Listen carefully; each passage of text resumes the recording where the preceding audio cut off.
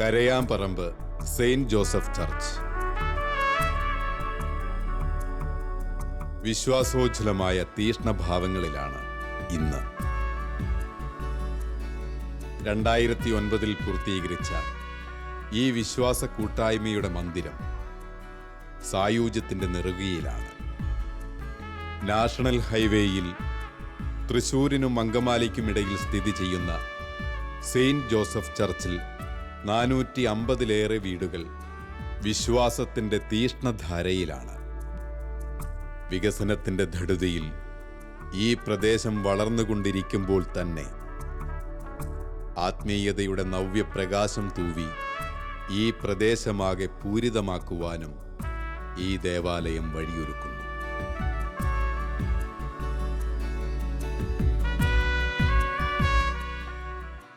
എൻ്റെ പേര് ദേവസിക്കുട്ടി. ഞാൻ ഈ പള്ളിയുടെ കൈക്കാരനാണ്. ഇവിടെ ഞങ്ങളിപ്പോൾ ഇടവകയിൽ 450-ലേറെ അംഗങ്ങളാണുള്ളത്, കുടുംബങ്ങളാണുള്ളത്.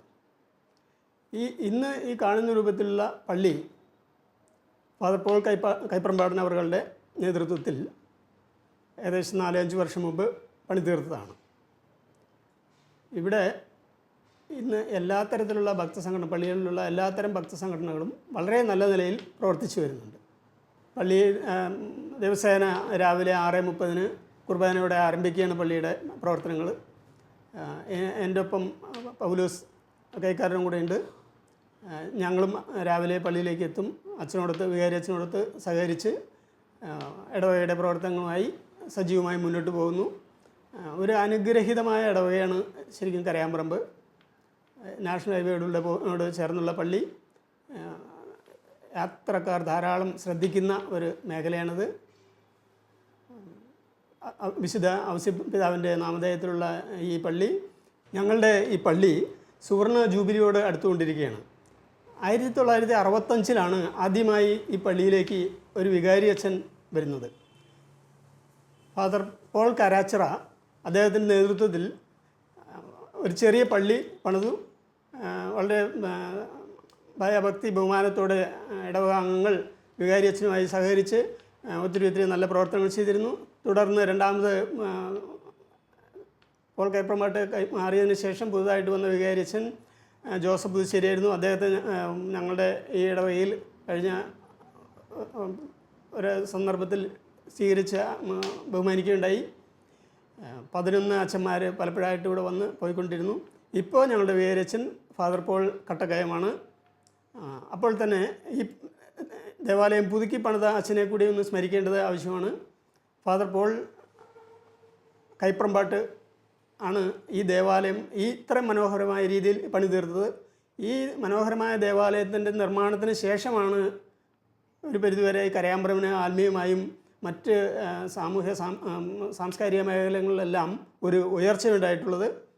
ഇന്ന് ഈ പള്ളിയിൽ എല്ലാത്തരം സംഘടനകളും ഒന്നിനൊന്ന് മെച്ചമായ രീതിയിൽ, ഒന്നിനൊന്ന് മത്സരിച്ച് തന്നെ നന്നായി പ്രവർത്തിക്കുന്നു. എല്ലാത്തരം സംഘടനകളും, അതായത് ജനസഖ്യം മുതൽ അൾത്താര ബോയ്സ് മുതൽ KCYM, CLC, വിൻസെൻ്റ് പോൾ സംഘടന, മാതൃസംഘടന എന്നുവേണ്ട അതിന് മുകളിൽ സീനിയർ സിറ്റിസൻസിനുള്ള ഒരു സംഘടന ഉൾപ്പെടെ ഇവിടെ വിവിധ സംഘടനകൾ എല്ലാം നല്ല നിലയിൽ പ്രവർത്തിച്ചു വരുന്നുണ്ട്. പള്ളിയുടെ ദൈനംദിന കാര്യങ്ങൾ ചെയ്യുന്നത് കൈക്കാരന്മാരും വികാരി അച്ഛനുമായിട്ട് ആലോചിച്ച് കാര്യങ്ങൾ നടത്തുന്നു. ഇതിന് പുറമെ പ്രധാനമായ കാര്യങ്ങളെല്ലാം തീരുമാനമെടുക്കുന്നതിന് ഒരു സുശക്തമായ ഒരു പാരിഷ് കൗൺസിൽ ഇവിടെ നിലവിലുണ്ട്.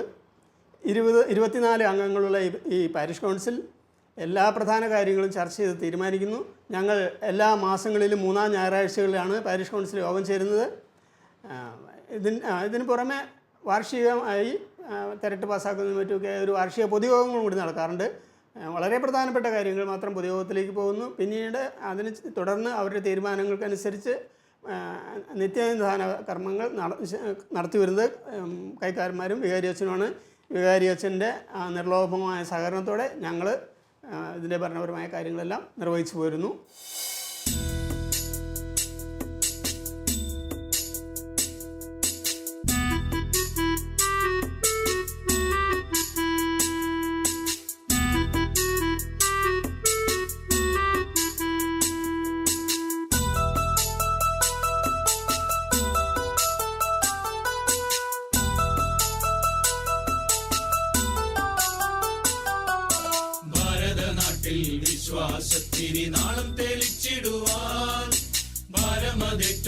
തോമാതാതൻ കപ്പലിലേറി വന്നു.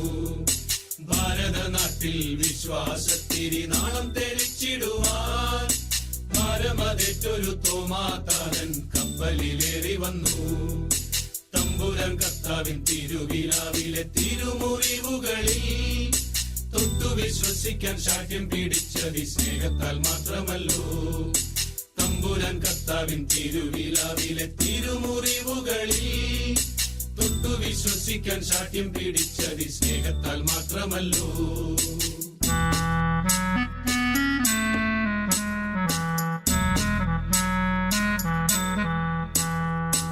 എൻ കർത്താവേ എന്റെ ദൈവമേ എന്നു ചൊല്ലി എത്രയും ശക്തമായി വിശ്വാസം ഏറ്റു ചൊല്ലി.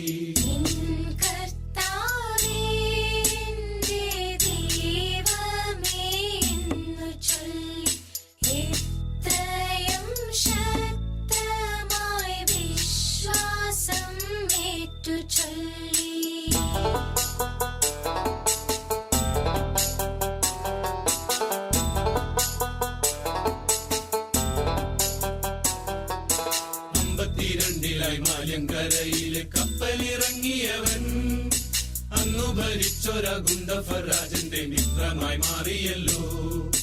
52 മാല്യങ്കരയിലെ കപ്പലിറങ്ങിയവൻ അന്നു ഭരിച്ചൊര ഗുണ്ടഫരാജന്റെ മിത്രമായി മാറിയല്ലോ. മാത്തോമ വന്നപ്പോ മലയാള നാട്ടില് മാലാക വന്ന പോലെ മാർഗെ വസിക്കുവാൻ സൗഖ്യം പ്രാപിക്കുവാൻ ആളുകളേറെ എത്തി. മാത്തോമ വന്നപ്പോ മലയാള നാട്ടില് മാലാക വന്ന പോലെ മാർഗെ വസിക്കുവാൻ സൗഖ്യം പ്രാപിക്കുവാൻ ആളുകളേറെ എത്തി.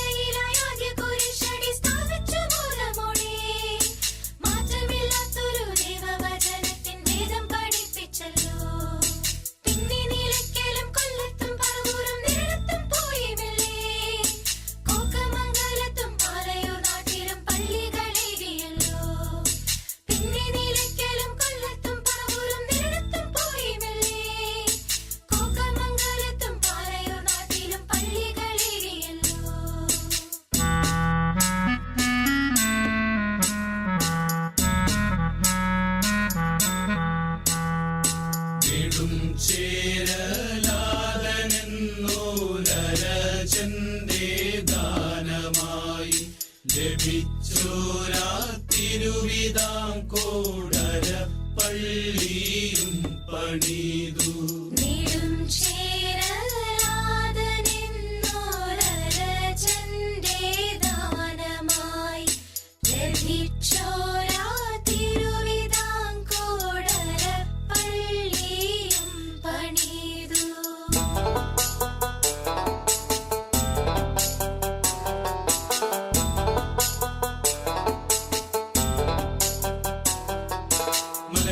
മലയിലും പ്രാർത്ഥനയ്ക്കായി താതൻ വന്നതിനടയാളമായി മലമേൽ തെളിഞ്ഞൊരു പൊന്നിൻ കുരിശത് കണ്ടു വണങ്ങിടുന്നേ.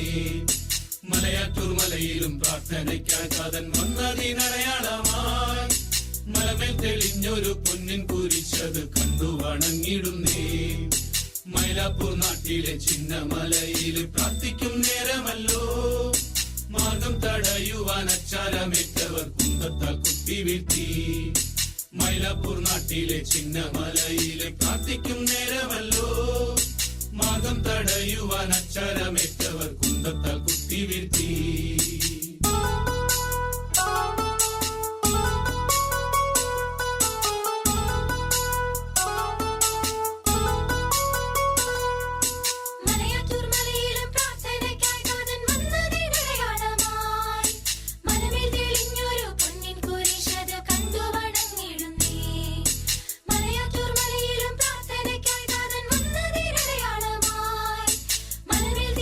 ൊരു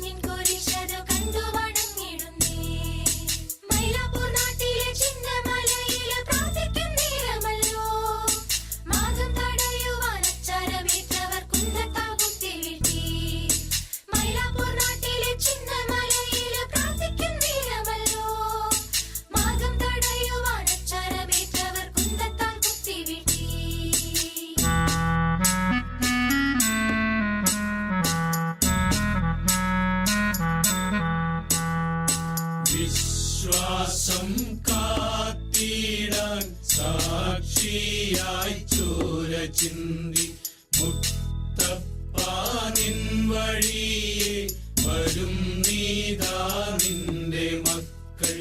വിശ്വാസം കാത്തിടാൻ സാക്ഷിയായി ചോര ചിന്തി മുത്തപ്പാനിൻ വഴിയെ വരും നീതാ നിന്റെ മക്കൾ. എൻ്റെ പേര് ലീല ജോർജ്. ഞാൻ വിമൻസ് വെൽഫെയറിലെ ഒരു ഭാരവാഹിയാണ്. ഈ ഇടവകയിൽ വിമൻസ് വെൽഫെയർ സംഘടന തുടങ്ങിയിട്ട് 30 വർഷമായി. ഏതാണ്ട് 60 അംഗങ്ങൾ ഇതിനകത്ത് പ്രവർത്തിക്കുന്നുണ്ട്. വികാരി അച്ഛനാണ് ഞങ്ങളുടെ രക്ഷാധികാരി. എല്ലാ മാസവും 2ാം ഞായറാഴ്ച ഉച്ച കഴിഞ്ഞ് അച്ഛൻ്റെ സാന്നിധ്യത്തിൽ മീറ്റിംഗ് കൂടുന്നു.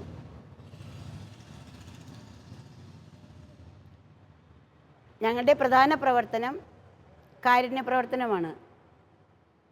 സംഘടനാ അംഗങ്ങൾ ഓരോ വർഷവും കിട്ടുന്ന പിരിവും പിന്നെ ഞങ്ങൾ അമ്മമാർ പലഹാരങ്ങളുണ്ടാക്കി അങ്ങനെയുള്ള സാധനങ്ങളുണ്ടാക്കിയാണ് സമ്പത്ത് ഇവിടെ ഞങ്ങളുടെ ഫണ്ട് ശേഖരിക്കുന്നത്. ഇത് ഞങ്ങൾ സാധുജനങ്ങളുടെ രോഗികളെ സന്ദർശിക്കുകയും അവർക്ക് സാമ്പത്തിക സഹായം നൽകുകയും ചെയ്യുന്നു. അതുപോലെ സാധു പെൺകുട്ടികൾക്ക് വിവാഹ സഹായം ഞങ്ങൾ കൊടുക്കുന്നുണ്ട്. പിന്നെ എല്ലാ വർഷവും തീർത്ഥാടനം പോകുന്നുണ്ട്. തൃശ്ശൂർ കുണ്ടുകുളം പിതാവ് സ്ഥാപിച്ച grace home, piece home, Mercy home ഇവിടെയെല്ലാം ഞങ്ങൾ സന്ദർശിച്ച് സാമ്പത്തിക സഹായം നൽകുന്നു. അതുപോലെ കരയാമ്പ്ര ഇടവകയിൽ കൃപാസദൻ, ജീവോദയ എന്ന 2 സ്ഥാപനങ്ങളുണ്ട്. അവിടെ ഞങ്ങൾ ഭക്ഷണം ഉണ്ടാക്കി കൊണ്ടുപോയി അവർക്ക് കൊടുക്കാറുണ്ട്. പിന്നെ എല്ലാ വർഷവും ഫൊറോന അടിസ്ഥാനത്തിൽ 9 പള്ളിയുണ്ട്. ഓരോ പള്ളിയിലും ഓരോ വർഷം വാർഷികം നടത്തുന്നു. കഴിഞ്ഞ വർഷം കരയാമ്പറമ്പ് ഇടവകയിലാണ് വാർഷികം നടത്തിയത്. പിന്നെ എല്ലാ വർഷവും സെപ്റ്റംബർ മാസം 8-ാം തീയതി മാതാവിൻ്റെ പെരുന്നാൾ ഈ അമ്മമാരുടെ സംഘടനയാണ് നിയന്ത്രിക്കുന്നത്. അവരാണ് നടത്തുന്നത്. കാഴ്ച സമർപ്പണം നടത്തുകയും മധുരപലഹാരം വിതരണം ചെയ്യുകയും ചെയ്യും. തങ്കമ്മ മുത്തശ്ശിക്ക് 100 വയസ്സായി. നല്ല ഉറക്കത്തിലാണ് മുത്തശ്ശി. സുന്ദരമായ സ്വപ്നം കണ്ടുകൊണ്ടാണ് ഉറങ്ങുന്നത്. സ്വപ്നം ഇതാണ്: ഞാൻ മരിക്കാറായി. ഞാൻ മരിച്ചാൽ എന്ത് സംഭവിക്കും? നിങ്ങൾക്കും കാണണ്ടേ ആ സ്വപ്നം? വരൂ, നമുക്ക് കാണാം. സെന്റ് പോൾ യൂണിറ്റ് നിങ്ങൾക്കായി അവതരിപ്പിക്കുന്നു ന്യായവിധി.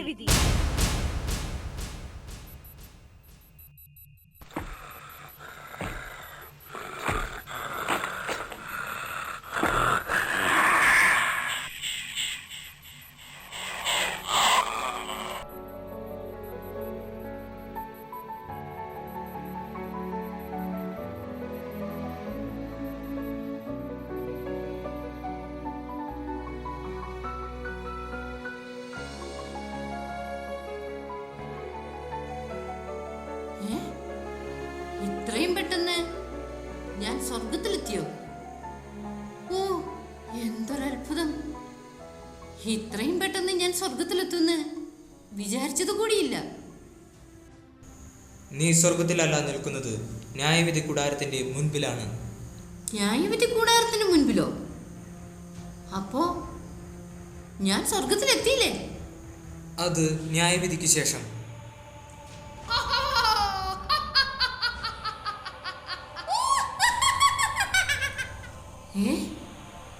ഇതാര്? മാലാഖയോ? എന്നെ സ്വർഗത്തിലേക്ക് കൊണ്ടുപോകാൻ വന്നതായിരിക്കും. അയ്യോ, എന്റെ ദൈവമേ, ഇതാര്? ചെകുത്താനോ? നീ എന്താ ഇവിടെ? സ്വർഗത്തിൽ മാലാഖാമനല്ലേ ഉള്ളത്? നിനക്കെന്താ ഇവിടെ കാര്യം? എന്നെ തള്ളേ, നീ സ്വർഗത്തിൽ എത്തിയിട്ടില്ല. സ്വർഗത്തിന്റെ വാതിൽ വരെ എത്തിയിട്ടുള്ളൂ. അതാ അപ്പുറത്ത് നരകത്തിന്റെ വാതിലുമുണ്ട്. മാലാഖ തന്നെയല്ലോ സ്വർഗവും നരകവും തീരുമാനിക്കുന്നത്. നിന്നെ എവിടേക്ക് കൊണ്ടുപോകണമെന്ന് ഞാനും കൂടിയാണ് തീരുമാനിക്കുന്നത്. ആ, എന്നെ കൊണ്ടുപോകാൻ മാലാഖ വരുന്നുണ്ട്. മുത്തശ്ശിയെ കൊണ്ടുപോകാൻ സമയമായിട്ടില്ല. മുത്തശ്ശിയുടെ പേര് ഇതുവരെ വിളിച്ചിട്ടില്ലല്ലോ. ഓ, ഇവിടെയും പേരുവിളിയുണ്ടോ? ഞാൻ ക്യൂ പാലിച്ച് നിൽക്കണോ കൊച്ചേ? വേണ്ട വേണ്ട, ഇവിടെ നിന്നാൽ മതി. മുത്തശ്ശിയുടെ പേര് വിളിക്കാൻ സമയമായിട്ടുണ്ട്.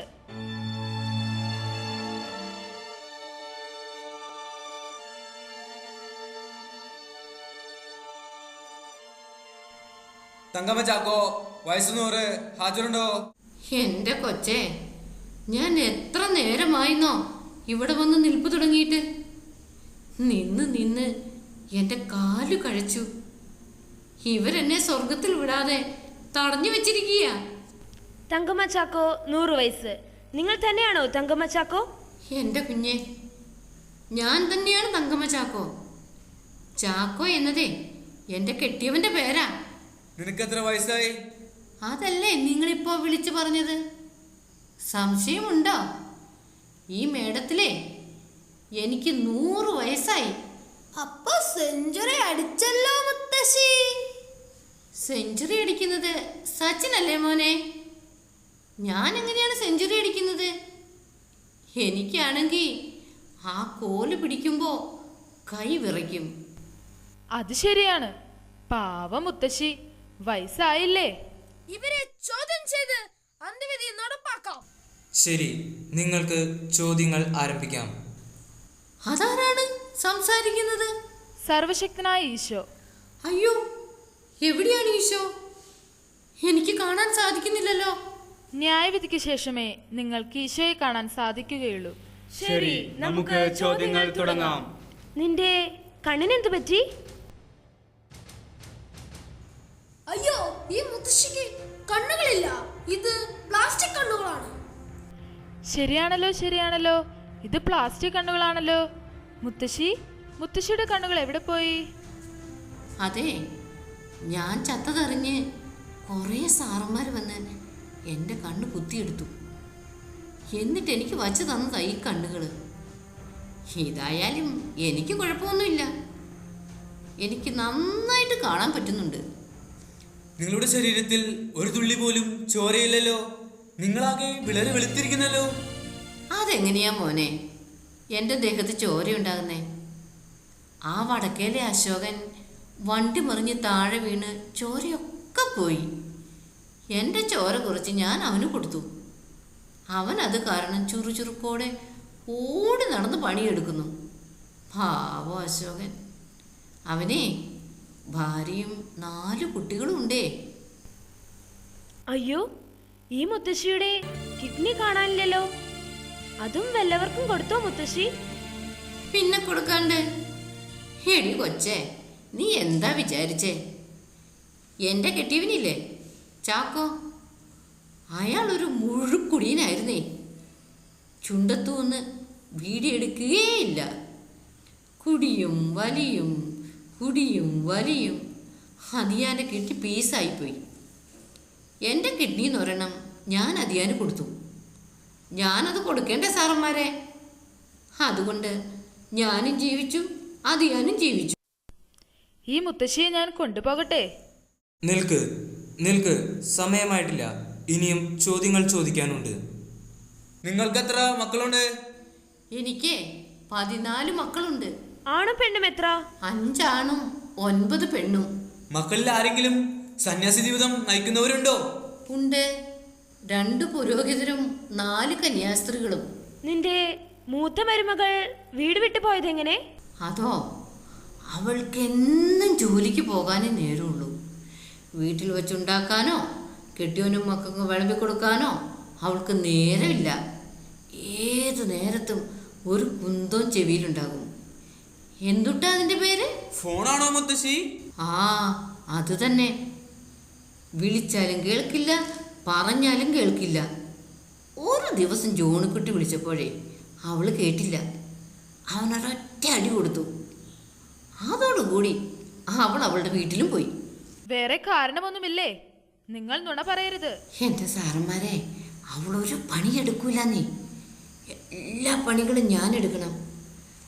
പണിയെടുത്ത് എൻ്റെ നടുവൊടിഞ്ഞു. ഞാൻ എൻ്റെ മോനെ കൊണ്ട് അവളെ തല്ലിച്ചതാ. ഓരോ നുണകൾ പറഞ്ഞു കൊടുത്തേ. ഞാൻ ഈ മുത്തശ്ശിയെ കൊണ്ടുപോകട്ടെ? നിൽക്ക്, സമയമായിട്ടില്ല.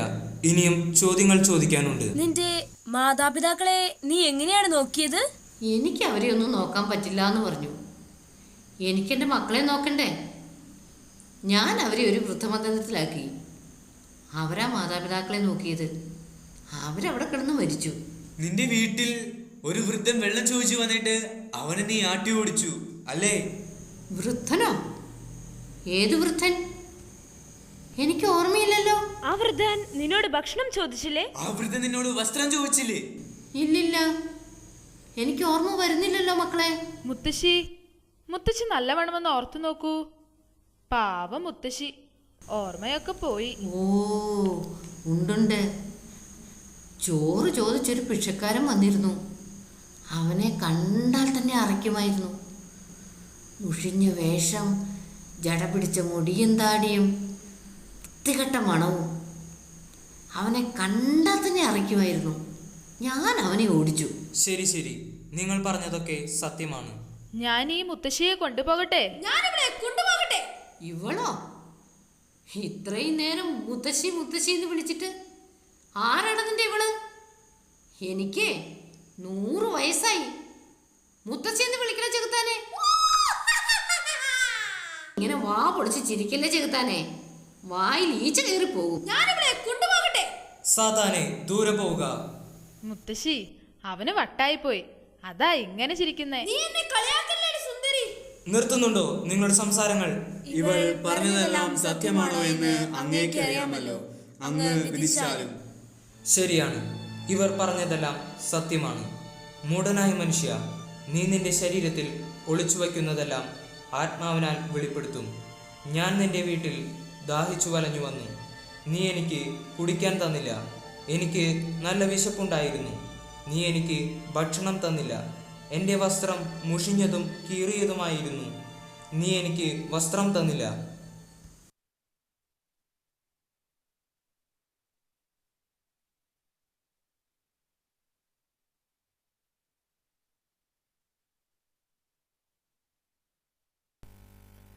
മുത്തശ്ശി, മുത്തശ്ശി, എഴുന്നേൽക്ക്. എന്തൊരുറക്കമാണിത്? മുത്തശ്ശി, അമ്മേ, മുത്തശ്ശി എഴുന്നേൽക്കുന്നില്ല. ഒരു കലം ചക്കയും തിന്ന് കിടന്നുറങ്ങണ ഉറക്ക തന്നെത്താൻ എഴുന്നേറ്റോളും. നീ ശരിക്കും ഒന്ന് വിളിക്ക്. മുത്തശ്ശി, മുത്തശ്ശി. ഞാനിതെവിടെയാണ്? അപ്പോ ഞാൻ മരിച്ചിട്ടില്ലേ? മരിച്ചില്ലെന്നോ? മുത്തശ്ശി എന്തൊക്കെയാ പറയുന്നത്? ആകെ വിയർത്തിരിക്കുന്നല്ലോ. വെള്ളം വേണോ? ഞാൻ ഈശോയുടെ ന്യായവിധി കേൾക്കുകയായിരുന്നു. അത് കഴിഞ്ഞിട്ട് വിളിച്ചാൽ മതിയില്ലായിരുന്നോടി കൊച്ചേ. എൻ്റെ ദൈവമേ, ഞാൻ എന്തൊക്കെയാ കണ്ടത്? കണ്ടതൊക്കെ സ്വപ്നം തന്നെയായിരുന്നോ? ദൈവം എവിടെ? എൻ്റെ ദൈവമേ, എൻ്റെ തെറ്റുകളെ ഓർത്ത് ഞാൻ പശ്ചാത്തപിക്കുന്നു. എനിക്ക് നീ പാവമോചനം തരില്ലേ? അന്ത്യവിധി നാളിൽ നിന്റെ അരികിലേക്ക് എന്നെയും വിളിക്കില്ലേ?